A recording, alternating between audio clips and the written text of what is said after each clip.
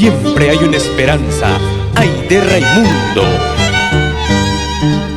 ¿Qué voy a hacer si ya te fuiste? ¿Qué voy a hacer si te marchaste, abandonando mi cariño?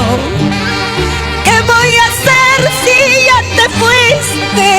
¿Qué voy a hacer si te marchaste, abandonando mi cariño? Yo cuántas veces te rogaba, te supliqué que no me dejes, pero ya ves, fue imposible pedirte a ti que te quedaras. Yo cuántas veces te lloraba, te supliqué que no me dejes, pero ya ves, fue imposible, abandonaste mi cariño. Arráncalo de mi corazón, señor de Uruguay.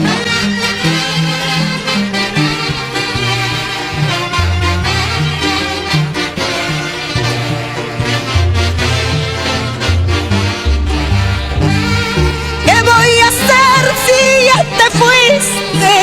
¿Qué voy a hacer si te marchaste, abandonando mi cariño?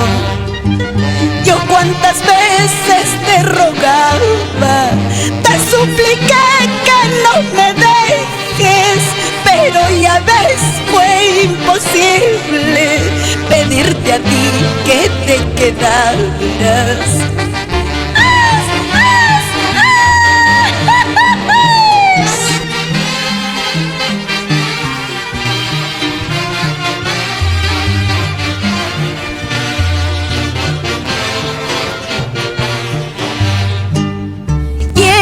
Regresar con mi cariño para manejarme a tu antojo. ¿Crees que tengo mala memoria? ¡Qué ingenuidad, pues de la tuya!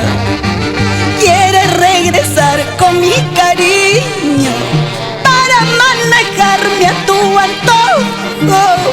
¿Crees que tengo mala memoria?